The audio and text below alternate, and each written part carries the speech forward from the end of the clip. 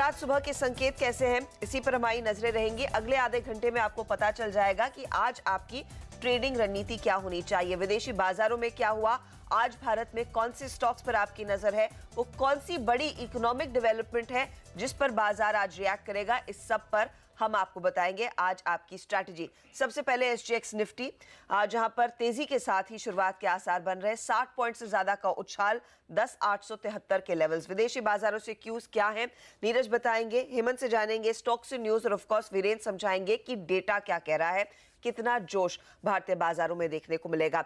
एशियाई पिक्चर थोड़ी सी बेहतर देखने को मिल रही है, लेकिन पूरा एक्शन तो यूएस में ही है। नीरज, एक बार फिर रोलर कोस्टर राइड, पहले 600 पॉइंट नीचे और फिर बढ़िया रिकवरी हो क्या रहा है? और मैं कुछ पढ़ रही थी कि चाइना और यूएस के बीच टेंशन वाला मामला एक बार फिर आ गया। देखिए, दो शब्द मैं इस्तेमाल करूँ, तो वाइल्ड मूव और दूसरा जबरदस्त वॉलेटिलिटी। मतलब अगर एक्चुअली किसी को वॉलेटिलिटी एकेडमिकली समझना हो तो आप यूएस मार्केट में पिछले 2 दिन देखिए, 900 पॉइंट का मूव था, 600 पॉइंट नीचे से फिर 260 पॉइंट ऊपर, इतना ज़बरदस्त मूव वहाँ देखा गया। तो बहुत ज़्यादा वोलेटाइल मार्केट है और कोई प्रिडिक्ट नहीं कर सकता कि स्विंग किस तरफ अचानक से हो जाएगा, और ये लास्ट आवर में हुआ था पूरा स्विंग। तो मार्केट बहुत वोलेटाइल है।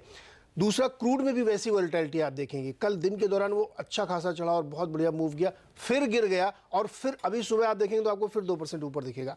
तो क्रूड में भी वैसी ही वोलेटिलिटी देखने को मिल रही है। इसको आसान भाषा में कहें तो वहाँ पे चर्निंग बहुत तेज़ी से चल रही है, लोग अपनी पोजीशंस, अपनी चीज़ों को चेंज कर रहे हैं, इस वजह से ज़बरदस्त वोलेटिलिटी है। एक बात आपने कही जो चीन वाले मामले, उसमें 2 कंपनियाँ हैं चीन की, एक ZTE और दूसरा हुएवे। उन दोनों के जो सप्लाई हैं उस पे प्रतिबंध लग सकता है, एग्जीक्यूटिव ऑर्डर आ सकता है, जिससे कि यूएस की कोई कंपनी इनसे सामान नहीं खरीद सकती। उनको ऐसा लगता है कि शायद नेशनल सिक्योरिटी के लिए इसमें कुछ दिक्कत है। अगर ये होता है तो एक्चुअली ये फिर बहुत बड़ा इशू हो जाएगा, क्योंकि उन 2 कंपनियों का बहुत बड़ा एक्सपोजर है और यूएस की कंपनियों को भी दिक्कत होगी। तो अब देखना है कि आजकल में जब भी ऑर्डर है, लेकिन ये 2-3 जगहों से कन्फर्म हो रही खबर कि शायद ये ऑर्डर आ सकता है। लेकिन जिस तरीके के बाजार मूव दिखा रहा है, उससे लगता है शायद इस खबर को भी अब डिस्काउंट कर लेंगे। तो एक लाइन में कहूँ तो भयंकर वोलेटिलिटी है और कहीं कोई समझ में नहीं आ रहा कि ये इतनी वोलेटिलिटी क्यों है। अब इसका वीरेंद्र बताएंगे चार्ट पे कि ये 900 पॉइंट के मूव एक दिन में कैसे आ रहे हैं। जी हाँ, और काफ़ी ज़्यादा वॉलेटिलिटी, लेकिन अच्छी बात तो यही है कि रिकवरी देखने को मिली, और ये एक पॉजिटिव है। एसजीएक्स निफ्टी भी इस समय थोड़ी सी चाल अपनी बेहतर कर पाने में कामयाब है। लेकिन वीरेंद्र, इस वॉलेटिलिटी को कैसे समझे, ए और बी? हम नई सीरीज में आ गए हैं, तो happy new year to all of you, क्योंकि जनवरी सीरीज की शुरुआत एक पॉजिटिव नोट पर होगी। देखिए, यूएस की वॉलेटिलिटी अच्छी है। आप ये देखिए ना कि जो हमने बात की थी ना, वो 200 week exponential moving average, at least आपने पिछले दिन के लो को नहीं वॉलेट किया, आपने 21,791 को वॉलेट नहीं किया। आपके वाइल्ड स्विंग होंगे, लेकिन अगर आप एक with a positive bias consolidation के मोड में चले गए, तो ये भारतीय बाजारों के लिए सबसे अच्छी चीज़ है कि एटलीस्ट आप 200 वेमा को यूएस रिस्पेक्ट कर रहा है, वो एक पॉजिटिव कंसोलिडेशन के मोड में चला जाएगा। रही बात निफ्टी की, यहाँ पर सेंटर ऑफ अट्रैक्शन हर्षदा मेरे ख्याल से जनवरी में निफ्टी ही रहेगा। निफ्टी बैंक के रोल ओवर वनस्पत कम है निफ्टी के, और साथ ही साथ एक और चीज़ बताऊँ मैं, मिड कैप्स को छोड़ के फोकस रखिए जनवरी में लार्ज कैप में। लार्ज कैप के रोल ओवर शानदार रहे, और मिड कैप को कहीं और परफॉर्म किया in terms of roll over में लार्ज कैप ने। एक और चीज़ बताऊँ मैं हटता, यहाँ पे एफआईएस जो है ना, वो भारतीय बाजार को छोड़ने को तैयार नहीं है। गिरावट के दौर में भी मैं एक चीज़ ये कह रहा था कि आप देखिए, एफआईएस की भली कैश में फिगर ना है, लेकिन डेरिवेटिव्स में वो अपने आप को हैज करके रखते थे।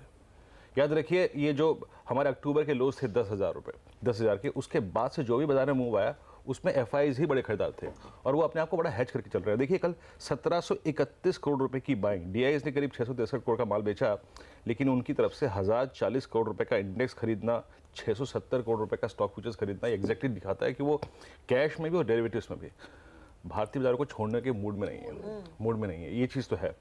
अच्छा, अगर आप देखें नई सीरीज का दायरा क्या है, ऑप्शन दायरा हर्षदा, वो है करीब 10,500 और 11,000। ऑप्शन सर्किल तो ये कहता है, रणनीति आपकी ये होनी चाहिए कि 10,700 के आसपास आप बायर होने चाहिए और 10,700 के नीचे आप सेलर होने चाहिए। याद रखिएगा, क्योंकि वो एक बड़ी चीज़ है।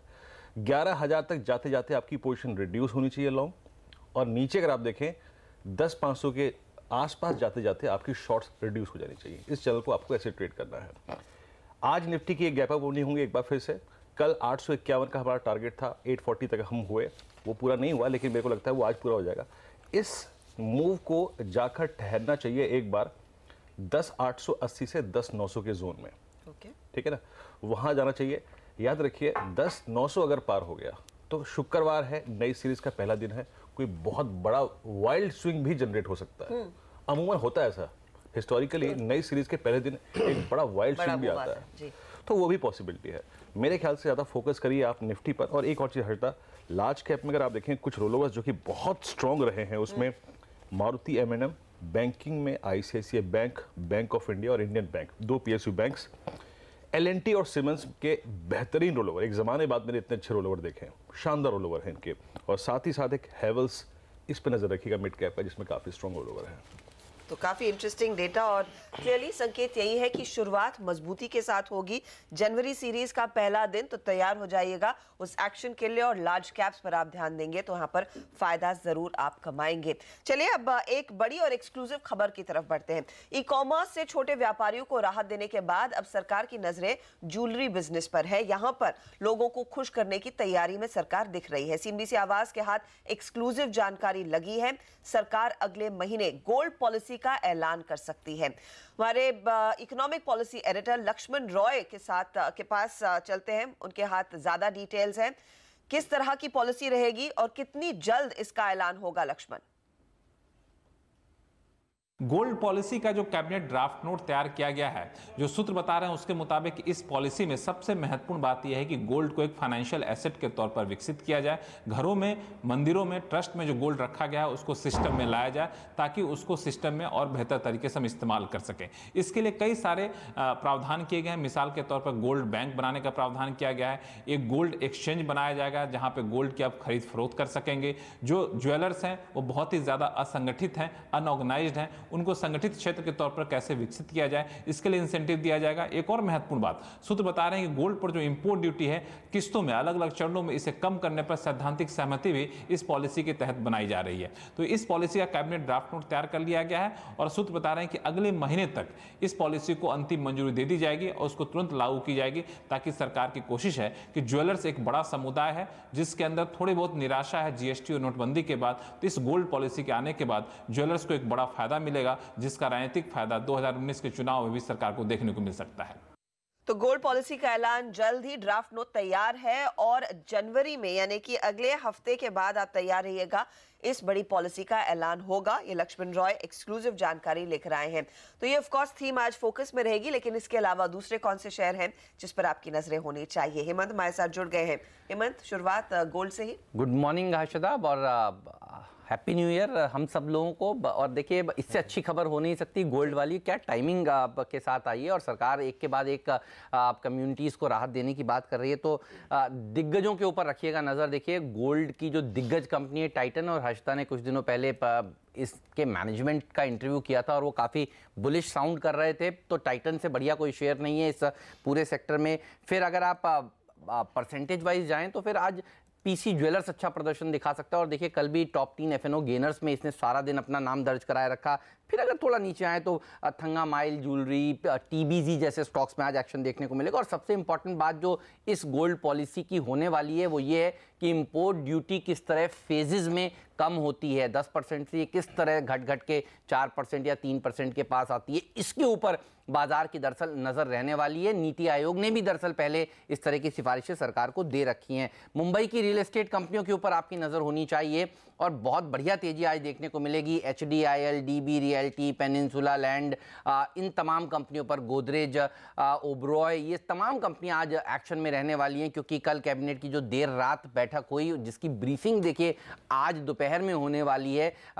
कल रात को ये फैसला हो चुका है कि कोस्टल रेगुलेशन जोन में बदलाव किया जाए। सरल भाषा में कहूं तो समंदर के किनारे जो ज़मीन है उसको डेवलप करने में ज़्यादा जो ढील देने की बात सरकार कर रही थी, राज्य सरकार, उसको केंद्र सरकार ने दरअसल मंजूरी दे दी है। कई बार देवेंद्र फडणवीस ने जाके दरअसल PM से मुलाकात करी है और मांग करी थी कि जो सस्ते घर बनाने की योजना है वो पूरी नहीं हो पा रही है और ये ढील अगर मिलती है तो वो हो जाएगी। तो low cost housing, affordable housing वाले स्टॉक्स में ज़बरदस्त तेजी आज के सत्र में देखने को मिलेगी। और जिन कंपनियों के पास लैंड बैंक है जैसे कि HDIL, DB realty, peninsula land, उनमें तेजी बनेगी। साथ ही शिपिंग कंपनियों के ऊपर भी रखिएगा नज़र। ये SCI जैसी कंपनियों के लिए भी बहुत ही बेहतरीन खबर मानी जाएगी।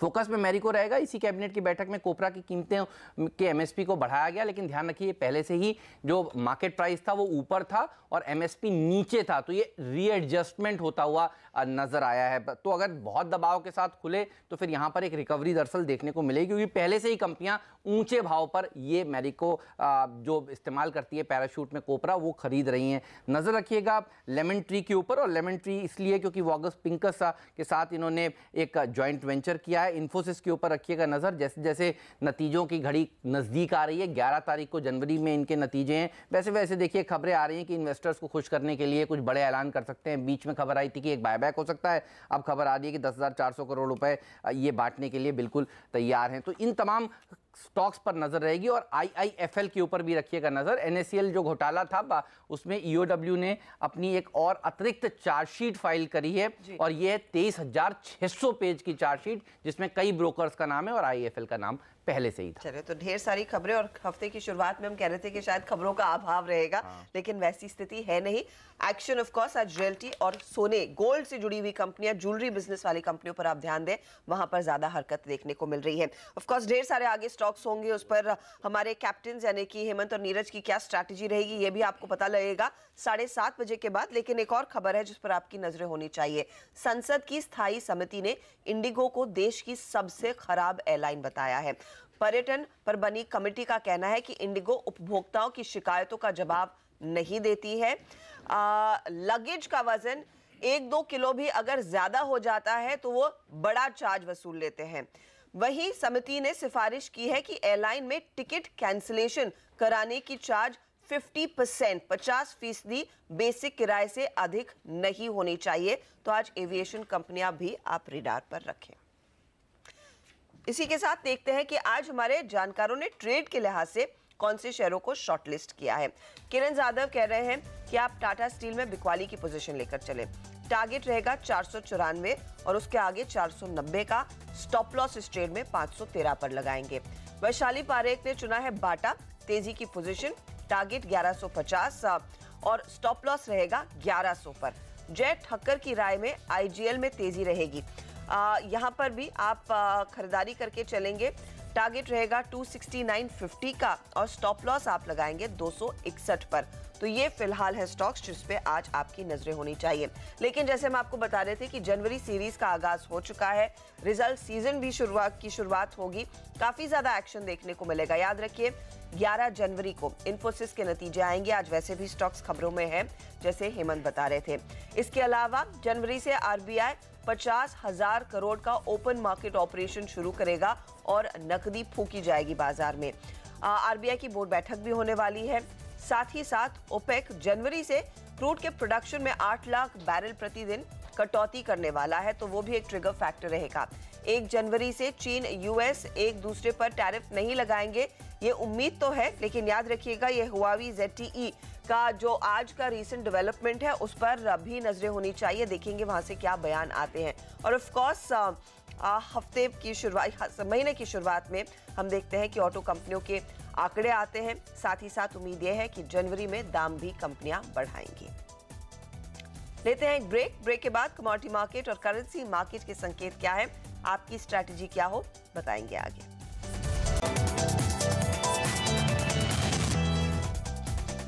तैयार रहिएगा आज के एक्शन के लिए। एसजीएक्स निफ्टी की ओर से तो इशारा यही है कि हम मजबूत खुलेंगे और वो तेजी का ट्रेंड बरकरार रहेगा। कमोडिटी मार्केट से भी देखिए, कच्चे तेल की ओर से संकेत हमारे लिए बेहतर है। एक दिन की तेजी के बाद एक बार फिर कच्चे तेल में 3 से 3.5% की गिरावट देखने को मिली। ब्रेंट के भाव $53 के आसपास ट्रेड कर रहे हैं। हमारे साथ कुंवर जी कमोडिटीज के रवि देवरा लाइन पर जुड़ गए हैं। Ravi, good morning. बताइए आज की स्ट्रैटेजी क्या रहेगी? कच्चा तेल फिर फिसलेगा? Good morning. आज मुझे लग रहा है कि कच्चे तेल में थोड़ा रिबाउंड देखने को मिल सकता है, क्योंकि नेक्स्ट वीक में वैसे सारे ग्लोबल मार्केट बंद है, तो जो भी 1 तारीख से जो प्रोडक्शन कट होना है तो उसका इम्पैक्ट आज आएगा। तो मुझे लग रहा है कि थोड़ा लोअर लेवल से एक रिबाउंड दिखना चाहिए। तो क्रूड में मुझे लग रहा है कि एक बेहतर लेवल है, 3160 के लेवल पे एक स्टॉप लॉस लगाना है, बाय करना है 3210 के ऊपर। मुझे लग रहा है कि इंट्राडे में 3300 तक के टारगेट क्रूड में देखे जा सकते हैं। मेजरली एक रीजन है कि जो प्रोडक्शन कट हो रहा है, वैसे भी क्रूड ने ऑलरेडी प्राइस में डिस्काउंट जो पॉजिटिव फैक्टर कर दिए, तो मुझे लग रहा है कि आज इन्वेंट्री जो शाम को आने वाले है उसमें भी एक गिरावट दर्ज हो सकती है। तो ये दोनों पॉजिटिव फैक्टर है जो आज क्रूड को एक सपोर्ट प्रोवाइड करेंगे। इसके अलावा सोने, चांदी या बेस मेटल्स में कोई स्ट्रैटेजी है आपकी? हाँ, डेफिनेटली लीड में मेरा बाय कॉल है। कल एक अच्छा टेक्निकल ब्रेकआउट है। वैसे भी जो चाइना एंड यूएस के बिटवीन जो वार्तालाप चालू होना है, तो उसका सबसे बड़ा बेनिफिशियरी मेटल जो भी इंडस्ट्रियल मेटल्स है वो होगी। तो ये सर्दियों के मौसम में वैसे भी लीड आउट परफॉर्म करता है। तो 146 के टारगेट के लिए लीड बाय करना है। 139.80 का एक स्टॉप लॉस लगाना है। वहीं करेंसी भी बात करें तो मुझे लग रहा है कि क्रूड एंड करेंसी आज थोड़ा डाइवर्सिफाई होगा।